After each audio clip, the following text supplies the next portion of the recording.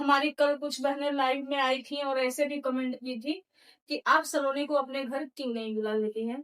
तो सबसे पहले हमारे देशवासियों को, आप सभी लोगों को, जितने लोग हमें देखते हैं, हमें अपना आशीर्वाद देते हैं, हमारा साथ देते हैं, आप सभी लोगों को जन्माष्टमी की ढेर सारी शुभकामनाएं। हर हर महादेव। मैं आप सभी लोगों की बहन बेटी सुमन बनारसी। कैसे हैं आप लोग, जरूर बताइएगा।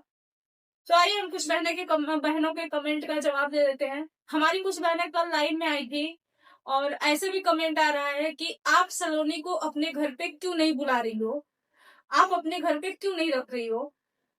तो मैं, जितनी मेरी बहनें हैं, भाई हैं, आप लोग जरूर कमेंट में बताइएगा कि सलोनी जब से बीमार हुई हैं, उनके सास ससुर दिन रात एक कर दिए हैं। उनका क्या नुकसान हो रहा है, क्या नहीं हो रहा है, उनका वीडियो जा रहा है, नहीं जा रहा है। सुबह भोर में उठना, बोईसर से वहां केएम में जाना, आपको पता है वहां मतलब मुंबई से सूरत आना और मुंबई से सूरत जाना, इतना दूरी तय करना पड़ता है हॉस्पिटल जाने में।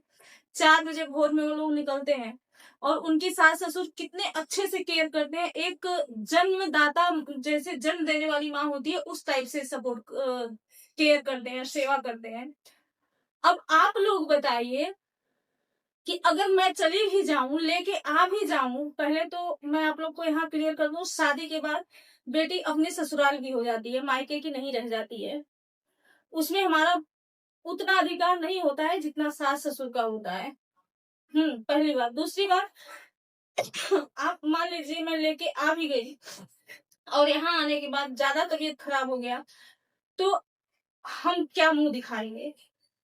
दूसरी बात, जितना जो है कि वहां पे उनका सेवा हो रहा है, केयर हो रहा है, क्योंकि वहां पे ज्यादा लोग हैं। कोई कोई जूस निकाल रहा है, कोई जूस पिला रहा है, कोई खाना खिला रहा है, कोई चोटी बांध रहा है। मैं यहाँ पे अकेली हूँ और सबसे बड़ी बात, अकेले हूँ या अकेले हूँ इसकी कोई प्रॉब्लम नहीं है मुझे। मैं सलोनी को जरूर बुलाऊंगी। सलोनी का रिपोर्ट निकल जाएगा, रिपोर्ट में क्या आया है, कैसे आया, और जैसे ही सलोनी के अंदर थोड़ी सी ताकत आएगी वैसे ही मैं सलोनी को बुला लूंगी अपने पास। तो आप लोग ये बोलते हैं ना कि क्या आपको दर्द नहीं होता, क्या आपको दया नहीं आती, कैसी माँ है आप। ये सारी चीजें सुन करके मुझे बहुत तकलीफ होता है, क्योंकि हाँ, मुझे दर्द होती है, पीड़ा होती है, तभी मैं बार बार आप लोगों को आकर के बता रही हूँ कि हाँ मुझे दर्द होता है। लेकिन मैं कांटेक्ट में हूँ। हाँ, आज हमारा कोई बात नहीं हुआ है क्योंकि आज जन्माष्टमी है। आज वहां पे मटकी फूट रहा है मुंबई में। सारा वीडियो मैं देख रही हूँ, सलोनी को देख रही हूँ। पहले से 5% सुधार है उनके तबीयत में, ऐसा मुझे प्रतीत हो रहा है वीडियो देखने से। तो प्लीज आप लोग ऐसे बोल करके मेरा मनोबल मत तोड़िए, क्योंकि मैं सच बताऊं ना तो मैं दोगली नहीं हूँ, मेरा डबल चेहरा नहीं है, मैं बेवफाई किसी रिश्ते से नहीं करती हूँ, मैं डबल फेस मेरा नहीं है। मैं बहुत ही ईमानदार, बहुत ही वफादार, बहुत ही एक साफ दिल की लेडी हूँ। तो ये सब सुनने के बाद मुझे बहुत तकलीफ होता है कि आप लोग मुझे ऐसे कैसे जज करती हैं कि मुझे तकलीफ नहीं होता, मैं अपने बेटी से प्यार नहीं करती। आप लोग ऐसे मत बोला करिए। हालांकि मैं आप लोगों को समझ सकती हूँ, आप लोग जो है कि बोल सकते हैं, आप लोगों का अधिकार है, क्योंकि जो आप लोग समझ पाएंगे वही आप बोलेंगे। लेकिन हमारी मनोस्थिति क्या है, हमारी मनोदशा क्या है, हमारी परिस्थिति क्या है, वो हमें पता है। तो इसलिए हम आप लोग को गलत नहीं बोल रहे हैं, बस इतना बोल रहे हैं कि हमें तकलीफ होता है, हमें दर्द होता है, हम भी इंसान है, हमारे अंदर भी दिल है और दिल जो है बहुत साफ सुथरा है। इसमें कोई नौटंकीबाज नहीं है, या मैं सिर्फ कहने के लिए मैं एक शब्द भी नहीं बोलती हूँ। मैं जो भी बोलती हूँ अपने दिल से बोलती हूँ, दिल की आवाज से बोलती हूँ। शायद इसीलिए मैं रिश्ते में बहुत पीछे रह गई हूँ। अगर मैं भी दोगली जो होती ना, डबल चेहरा होता ना, तो आज मैं भी महफिल में बैठी होती। लेकिन नहीं, मैं अकेली हूँ, शायद इसलिए कि मैं दिल की साफ हूँ। और जो आजकल के जमाने में सच्चे लोग होते हैं ना, उनके पास महफिलें नहीं होती, वो अक्सर अकेले पाए जाते हैं, जैसे कि मैं। एक बात और, कि मान लीजिए इतना करने के बाद अगर मैं चली जाऊं, वहां घुस भी जाऊं अच्छी बनने के लिए कि मैं बहुत अच्छी माँ हूँ, मेरी बेटी मेरे घर पे भेज दो, तो क्या ये सही होगा? उन लोगों की मेहनत पे पानी नहीं जाएगा? उन लोगों को कितना बुरा लगेगा? एक बात यहाँ पे मैं बताऊं, अक्सर बेटियों का ससुराल में जो घर टूटता है ना, वहां पे जब दिक्कतें आती है ना, तो बेटी की माँ की वजह से आती है। और ऐसी माँ मैं नहीं हूँ।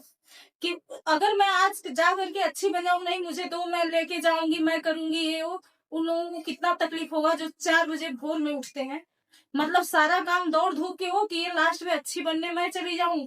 जैसे कि इसी पर एक कहानी आप लोग सुने होंगे कि एक राजा थे ना, तो वो रानी से अपने बिछड़ गए थे। कैसे थे, उनके शरीर में पूरा काँटा लग गया था और उनका पूरे शरीर का जो काँटा है ना, वो रानी निकाली थी। लेकिन वो एक कहानी मैं कभी विस्तार से सुनाऊँगी, बस थोड़ा-सा आप लोगों को मैं उदाहरण दे रही हूँ। उनकी खुद की बीवी जो रानी थी, वो पूरे शरीर का काँटा निकाली थी।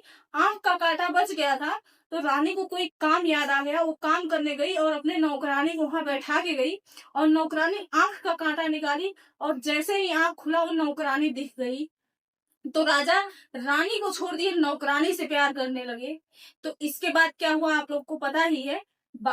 नौकरानी को छोड़ दिए, अब रानी को छोड़ दिए, रानी नौकरानी बन गई, नौकरानी रानी बन गई।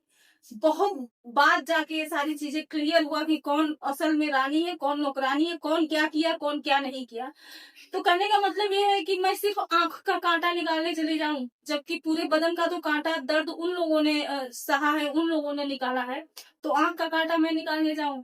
और वैसे मेरी बेटी बहुत सुरक्षित है, बहुत सही जगह पर है, उनके परिवार से बहुत केयर करते हैं, आप लोग देख ही रहे हैं।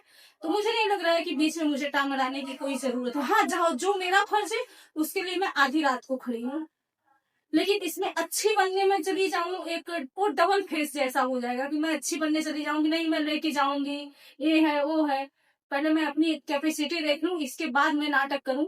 मुझे नाटक करने का कोई आवश्यकता नहीं है, नहीं तो मुझे अच्छा लगता है नाटक। मेरा एक ही फेस है, जो कैमरे के सामने वही कैमरे के पीछे है। उम्मीद करती हूँ आप लोग समझ पाएंगे।